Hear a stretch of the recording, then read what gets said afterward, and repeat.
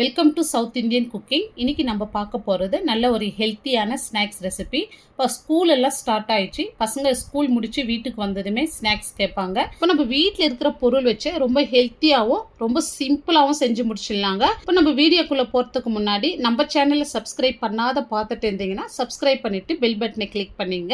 இப்போ இதை செய்யறதுக்கு நான் 2 கப் அளவு கோதுமை மாவு எடுத்திருக்கேன் பாருங்கள்.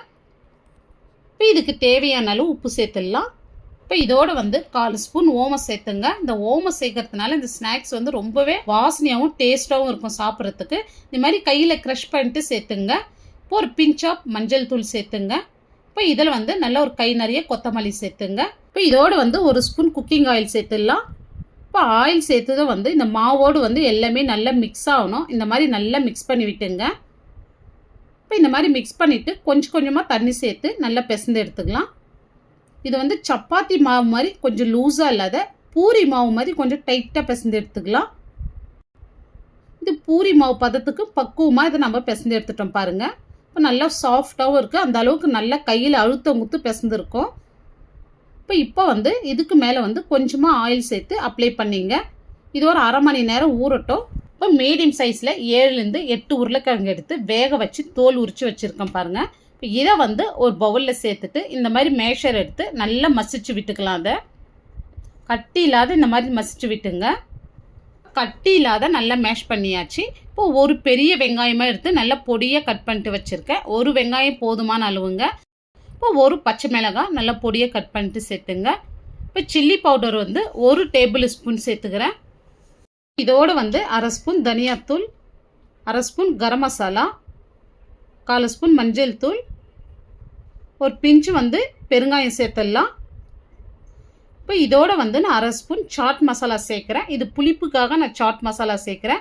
நீங்கள் இதுக்கு பதிலாக அரை ஸ்பூன் லெமன் ஜூஸ் சேர்த்துங்க. இப்போ இதோடு அரை ஸ்பூன் இஞ்சி பூண்டு பேஸ்ட்டு, நல்லா பொடியாக நறுக்குன கொத்தமல்லி ஒரு கை நிறைய சேர்த்துங்க. இப்போ இதுக்கு தேவையான அளவு உப்பு சேர்த்துடலாம். இப்போ இதை சேர்த்துட்டு நல்லா பிசைந்து விட்டுங்க.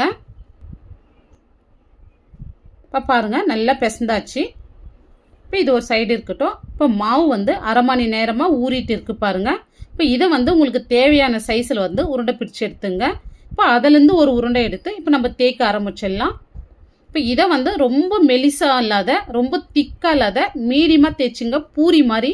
இப்போ பூரி எந்த திக்னஸில் தேய்ப்போமோ அதே திக்னஸில் தேய்ச்சி எடுத்துக்கலாம் பாருங்கள். இப்போ இதோட உருளைக்கிழங்கு மசாலா வச்சிடலாம்.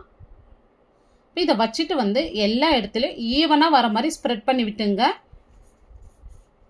இப்போ பாருங்கள் எல்லாமே ஈவனாக நல்லா ஸ்ப்ரெட் பண்ணியிருக்கோம். இப்போ இந்த கார்னர்லேருந்து இந்த மாதிரி ஸ்லோவாக ரோல் பண்ணிடலாம்.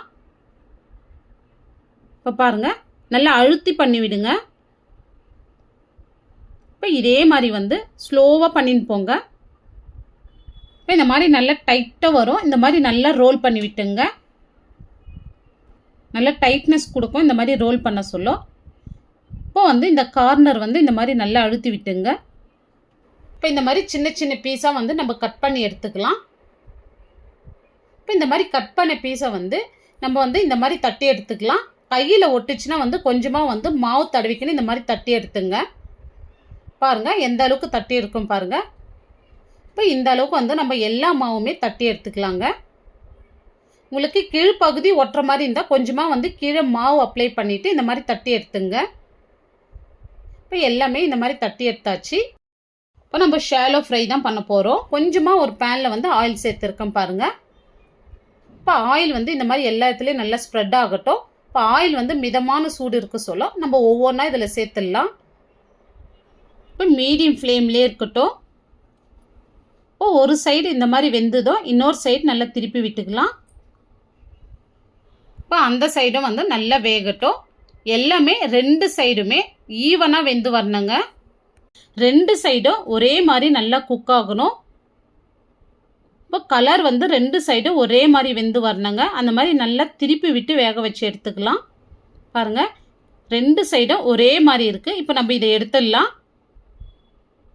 இப்போ எல்லாமே செஞ்சு எடுத்தாச்சு பாருங்கள். இப்போ நல்ல ஒரு ஹெல்த்தியான ஈவினிங் ஸ்நாக்ஸ் ரெசிபி ரொம்ப சூப்பராக செஞ்சுருக்கோம் பாருங்கள். இப்போ இது வந்து மேலே நல்ல கிறிஸ்பியாகவும் உள்ள நல்ல சாஃப்டாகவும் சாப்பிட்றதுக்கு ரொம்பவே அட்டகாசமாக இருக்கும். இந்த வீடியோ உங்களுக்கு பிடிச்சிருந்துச்சுன்னா நீங்களும் இதே மாதிரி செஞ்சு பாருங்கள். செஞ்சு பார்த்துட்டு எப்படி வந்ததுன்னு உங்களுடைய ஃபீட்பேக்கை கமெண்ட்ஸில் சொல்லுங்கள். லைக் பண்ணுங்கள், ஷேர் பண்ணுங்கள். நம்ம சேனலை மறக்காமல் சப்ஸ்கிரைப் பண்ணிவிட்டு பெல் பட்டனை கிளிக் பண்ணிங்க.